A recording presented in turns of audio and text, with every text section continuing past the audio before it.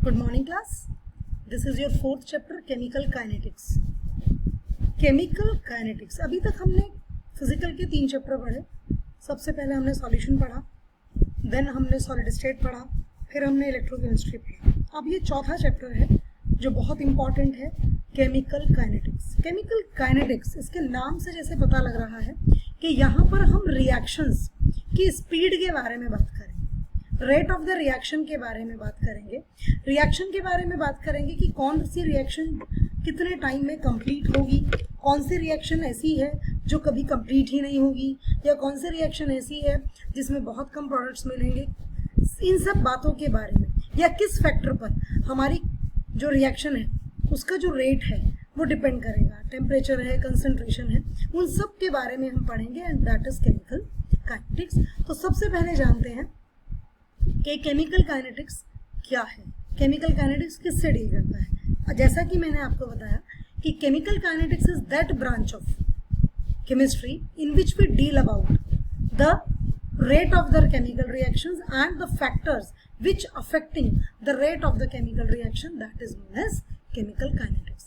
Chemical का मतलब आप जानते हैं, यहाँ पर जो केमिकल वर्ड लिया गया है वो केमिकल रिएक्शन के लिया गया है, और काइनेटिक्स यू नो कि जहाँ पर मूवमेंट हो. तो काइनेटिक्स में हम क्या करते हैं कि जो भी रिएक्शन हम मिला रहे हैं, हम जो भी रिएक्टेंट्स को मिक्स कर रहे हैं, तो वो रिएक्शन किस तरह की होगी, स्पॉन्टेनियसली हो जाएगी, साल 2 साल लेगी, या वीक लेगी, या कुछ आवर्स लेगी, लाइक दैट. ओके, तो आगे चलते हैं.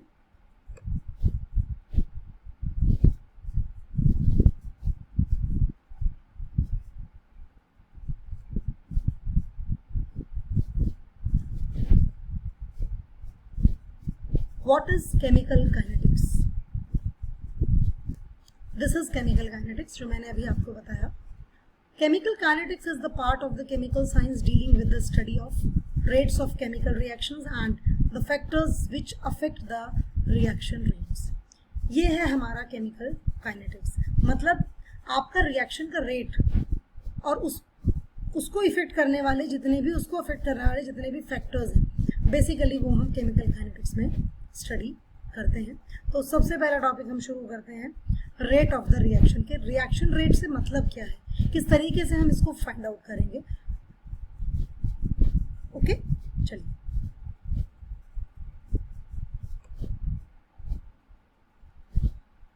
Reaction rate. The rate of a chemical reaction is the change of the concentration of a reactant or a product with respect to time is known as rate of a chemical reaction. Rate basically जब chemistry में आता है या आप science में rate के बारे में पढ़ते हैं, तो ज़्यादातर जो रेट की बात हम करते हैं उसमें डिनोमिनेटर में हम टाइम लेते हैं. तो रिएक्शन का रेट जो है, देखो बहुत सीधी सी बात, हम कोई भी एक नॉर्मल से रिएक्शन ले लेते हैं. हमने रिएक्शन ली, A is converted into B, A जो है वो B में कन्वर्ट हो रहा है. तो जैसे जैसे रिएक्शन चलेगी, जैसे जैसे रिएक्शन प्रोसीड होगी, A का जो अमाउंट है वो कम होता जाएगा, ऑब्वियस सी बात है, और B का जो अमाउंट है वो इंक्रीज होता जाएगा, because A is our reactant and B is our product. सीधी सी बात है. तो हम रिएक्शन का जो रेट है वो किसी भी टर्म में एक्सप्रेस कर सकते हैं. चाहे तो हम change in concentration of reactant ले लें, चाहे in change of concentration of product ले लें. विद रिस्पेक्ट टू टाइम हमें लेना है. टाइम हमारा सेकेंड भी हो सकता है, मिनट्स भी हो सकता है, आर भी हो सकता है, और कंसंट्रेशन हमारी मोल पर लीटर में होगी. डिपेंड करेगा हमें किस तरह के क्वेश्चंस दिए गए हैं, कौन सी यूनिट का इस्तेमाल किया गया है. And this is the formula for the rate of the reaction, change in concentration upon change in time. तो change in concentration upon change in time जो है वो क्या होगा. चेंज इन कंसंट्रेशन का मतलब क्या समझ रहे हैं आप, final concentration minus initial concentration, and change in time final time minus initial time. Okay, so that is rate of the reaction. अब हम इसको किस तरीके से एक्सप्रेस करते हैं, एक रिएक्शन का एग्जाम्पल लेते हैं और हम इसको रिप्रेजेंट करना सिखाते हैं. This is the way through which we can represent. मैंने कहा था जैसे कि इसमें सिंपल एक रिएक्शन इन्होंने ली है, मैंने भी ली है. A changes into B, A is our reactant and B is our product. आप देख सकते हैं A का जो रेट है that is represented by a minus sign. This is delta change. Square brackets represents concentration, or इसको represent करने के लिए कंसंट्रेशन को हम स्क्वायर ब्रैकेट का इस्तेमाल करते हैं, अपॉन डेल्टा टी मतलब चेंज इन टाइम.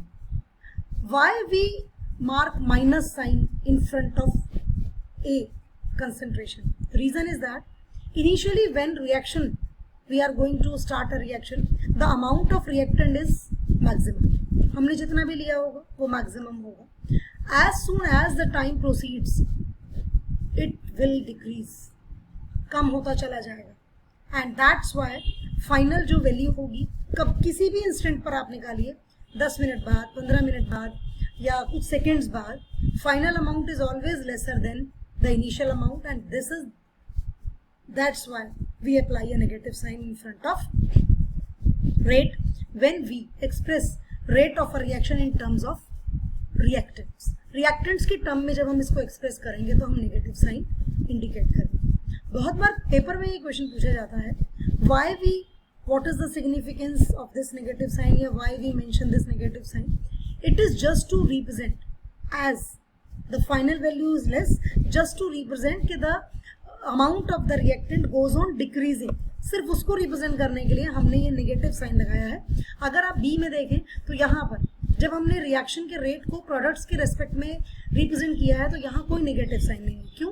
क्योंकि बी की कंसेंट्रेशन स्टार्टिंग में 0 होगी ऑलमोस्ट, और जैसे जैसे टाइम बढ़ेगा, जैसे जैसे टाइम पास होगा, रिएक्शन आगे बढ़ेगी, वैसे वैसे बी का अमाउंट ज़्यादा होता चला जाएगा. दैट इज वाई हमने यहाँ पर कोई नेगेटिव साइन नहीं लगाया है. तो अगर पेपर में ये क्वेश्चन आ जाए कि हमने नेगेटिव साइन के सिग्निफिकेंस क्या है, हमने नेगेटिव साइन क्यों अप्लाई किया है, तो सीधी सी बात है, just to show the amount of the या the concentration of the reactants goes on decreasing while a reaction goes on. जैसे जैसे रिएक्शन चलती है वैसे वैसे उसका जो अमाउंट है वो कम होता है. And just to represent that amount we express this through a negative sign. अब हम अगले टॉपिक पे चलते हैं. अब हम जरा ग्राफ्स देखते हैं कि किस तरह के ग्राफ्स आएंगे.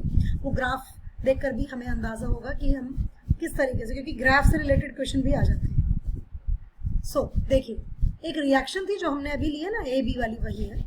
ये जो ब्लैक कलर की बॉल्स आपको दिख रही हैं, देखिए 12 बजे शुरू की रिएक्शन. ब्लैक कलर की बॉल्स जो हैं वो है हमारी ए, जो हमारा रिएक्टेंट था. 10 सेकेंड्स बाद या 10 मिनट्स बाद, कुछ भी ले लीजिए, ठीक है. क्या हुआ, हमने सेकेंड्स ही लिए हैं. यहाँ पर कुछ पार्टिकल्स जो ब्लैक वाले हैं वो रेड में कन्वर्ट हो गए. इट मीन्स ए जो है वो बी में कन्वर्ट हो गया. रेड वाली जो बॉल्स है दैट इज बी. 20 मिनट्स बाद और ज़्यादा, 30 मिनट्स बाद और ज़्यादा, 40 मिनट्स में और ज़्यादा, 50 मिनट्स में और भी ज़्यादा, और 60 मिनट्स में आप देखिए ब्लैक बॉल्स कितनी कम रह गई हैं. ज़्यादातर क्या हो गई हैं, रेड बॉल्स हो गई हैं. तो दिस ग्राफ रिप्रेजेंट्स व्हाट, क्या रिप्रेजेंट कर रहा है, the amount of the B molecules is increasing and the amount of molecule A is decreasing. And this is the shape of the graph. यहाँ पर हमने नंबर ऑफ मॉलिक्यूल्स लिए हैं, यहाँ पर हमने टाइम पीरियड लिया है.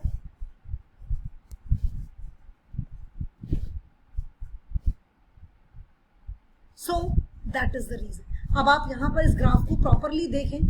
जैसे जैसे टाइम बढ़ा वैसे वैसे बी की अमाउंट, बी का कंसंट्रेशन बढ़ता गया और ए का कंसंट्रेशन कम होता चला गया. तो दैट इज द रीजन.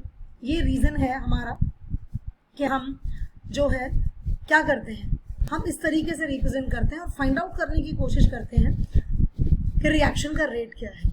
ठीक है, जैसे जैसे हम इस चैप्टर को आगे पढ़ते जाएंगे वैसे वैसे हम इसके फैक्टर्स के बारे में बात करेंगे. आज जितना टॉपिक मैंने डील किया आई थिंक आपको समझ आया होगा. और अगर मैं रेट ऑफ रिएक्शन के यूनिट्स की बात करूं तो वो मोल्स पर लीटर, पर सेकंड, पर आवर या पर मिनट होगी. टाइम जिस भी यूनिट में दिया होगा, टाइम का यूनिट वो लेंगे, या जो क्वेश्चन में आपसे कहा होगा कि आवर में निकालिए, सेकंड्स में निकालिए या मिनट्स में निकालिए. कंसंट्रेशन हमारी मोल पर लीटर में होती है, तो रेट ऑफ द रिएक्शन जो है वो आप वैसे भी पहचान सकते हैं, मोल पर लीटर एंड पर सेकंड, पर मिनट या पर आवर में दिया होगा. So this is for today's class. ये आज की क्लास के लिए है. आज के लिए इतना ही. अगला टॉपिक लेकर मैं कल फिर आऊंगी. Thank you and have a good day.